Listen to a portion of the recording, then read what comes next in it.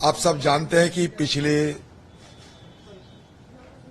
लगातार 3 दिन अविश्वास प्रस्ताव पे चर्चा हो रहे हैं। आज उनकी समाप्ति हुई और हमारे देश के प्रधानमंत्री आज सदन में आए और हमारे जितने सवालों थे जवाब देने की कोशिश की, लेकिन हमारे मेन मुद्दे जो थे उसमें जवाब अभी तक नहीं मिली। सदन के अंदर प्रधानमंत्री जी को अविश्वास प्रस्ताव की ताकत पे ही हम लोग सदन में उनको आने में बाध्य किया। तो ये बात मैंने उठाया था वहां, जे प्रधानमंत्री जी अविश्वास प्रस्ताव के तहत आपको सदन में हमें लाने पड़ी, ये ठीक नहीं लगा मेरे को। फिर मैं 2 बात किए। गलतफहमी होने से मैं क्या कर सकते हैं, मेरे बात को अगर सही ढंग से ना सुना जाए और उनकी व्याख्या ठीक ढंग से ना किया जाए तो इसमें मेरा कोई कसूर, कोई दोष नहीं हो सकता। मैंने 2 बातें कही। एक तो कहा कि राजा जब अंधा होते हैं, मान लीजिए अंधे धृतराष्ट्र, तब द्रौपदी को वस्त्रहरण होते हैं हस्तिनापुर में। राजा जब भी अंधे रहते, द्रौपदियों को वस्त्रहरण होना तय होते हैं, जैसे कि हस्तिनापुर में हुई थी, आज मणिपुर में हो रहे हैं। इसका मतलब मैं किसी व्यक्तिगत रूप से हमारे देश के प्रधानमंत्री के अपमान करने के लिए नहीं किया, मैं उदाहरण नजीर की तौर पे, जैसे कि हम लोग कहते हैं कि मणिपुर में आग लगे हैं और सम्राट नीरव बांसुरी बजा रहे हैं, इसका मतलब ये नहीं कि प्रधानमंत्री जी अपमान कर रहे हैं। एक नजीर की तरह, एक उदाहरण की तरह, एक मेटाफोरिकली ये कही जाता। यही हमारा भाषा की एक तरीका है। दूसरी बात मैंने ये कहा कि मोदी जी आसमान में चांद और नीचे कान्हा फौज की चीता बाघ, हर चीज में आप बोलते रहते।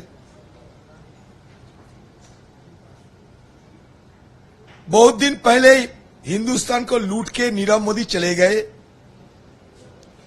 देश की बाहर, देश की खजाना लूट के मजे से जिंदगी गुजर रहे हैं।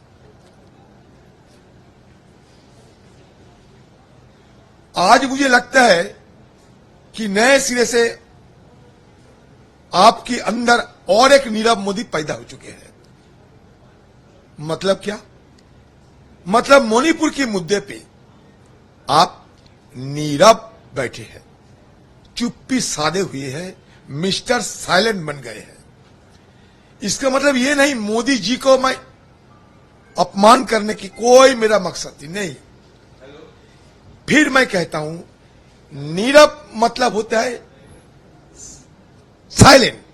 आप शुद्ध हिंदी देख लो, मैं उतना हिंदी नहीं जानते, फिर भी मुझे मालूम है कि नीरव मतलब क्या होते हैं। आप देख सकते हैं आपका डिक्शनरी खोल के। तो मोदी जी नीरव, मोदी जी सरब रहते हैं, कभी मोदी जी नीरव रहते हैं। अगर नीरव कहे मोदी जी को तो इसमें क्या आसमान टूट पड़ेगा क्या? फिर भी उनको लगा कि हम अपमान की, एक तो मानने आए थे मेरे पर, एक बहुत बड़ा ताकतवर वीरेंद्र सिंह ना क्या पता है नहीं, वो एकदम दौड़ के आए मुझ पर मारने के लिए, मेरा सीट तक आ गए। मैंने कुछ नहीं कहा, कोई शिकायत भी दर्ज नहीं की। तो सदन के अंदर भी मैंने कहा था कि भाई आप लोग की बहुमत की बाहुबली करते आ रहे हो। रोजाना घंटों भर जवाहरलाल नेहरू से लेकर इंदिरा गांधी, राजीव गांधी, सोनिया गांधी, राहुल गांधी, रिकॉर्ड निकालिए कितने गालियां दिया जाते हैं हमारे पूर्वजों सारे लोगों को। कितने गालियां दिया जाते हैं आप खुद देख लिया करो रिकॉर्ड पे, और मैंने जो कहा वो भी आप रिकॉर्ड पे निकाल के देख लो। अगर आपको लगे कि मैं कोई गलत शब्द इस्तेमाल किए हैं तो जरूर मैं ये कहूंगा कि मैं गलत हूं, लेकिन मेरी कहने की मतलब किसी का अपमान करना नहीं।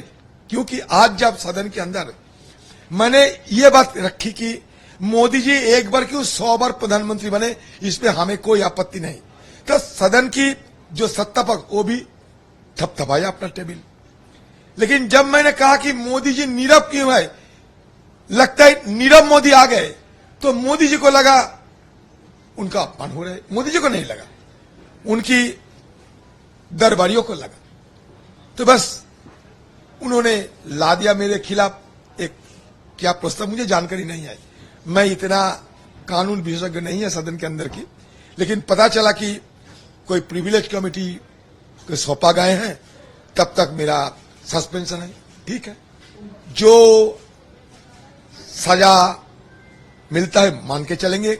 अगर हमें कोई अन्याय किया हो तो मैं बड़ी दावे के साथ कह सकते हैं, सारे हिंदुस्तान के सब लोग अब देख लिया करो मैं क्या कहा, मेरा एटीट्यूड, मेरा सारे वक्तव्य आप सब देख लिया करो। इस पर अगर आपको लगे कि मैं ऐसा कुछ खास अन्याय की है कि जहां हमारा प्रधानमंत्री जी को बुरा लगे या ना लगे, लेकिन प्रधानमंत्री जी के साथ जो रहते हैं उनको बहुत बुरा लगे होंगे, ये आप खुलकर देख लीजिए, क्योंकि सारे ऑन रिकॉर्ड पे है। हम जो कहे हैं एवरीथिंग इज ऑन रिकॉर्ड, मैं कुछ छुपा नहीं रहे क्योंकि सारे रिकॉर्ड पे है, अब देख लिया। मैं इन लोगों से सीखने के लिए तो यहां नहीं आए हैं ना। अगर मैं बार बार इंटरप्ट करने का अधिकार है मेरा, इंटरप्ट करने का समय मैं यील्ड करने के लिए कहते हैं कि, और उन लोग जब हम पे इंटरप्ट करते हैं तो हमें पूछा नहीं जाता कि आप सहमत हो या नहीं, जिसको हमारे पार्लियामेंट्री भाषा में कहते हैं यील्ड करना। हम बोलते रहते, हमें बोलने नहीं दीजिए, मेरा माई कौन है, उन लोगों का माई भी होना है, कौन परमिशन दिया। सदन के अंदर ऐसा नहीं देखा कभी, एक नजायज लफ्ज मैंने नहीं निकाली। मैं बड़े दावे के साथ कह सकता हूं, जितना कॉन्स्टिट्यूशनलिस्ट है, पार्लियामेंट की नियम कानून में जितने विशेषज्ञ हैं, सबको बुला के आप लोग देख लो कि मेरी तरफ से कोई गलती, कोई नाजायज काम किए है या नहीं, बस।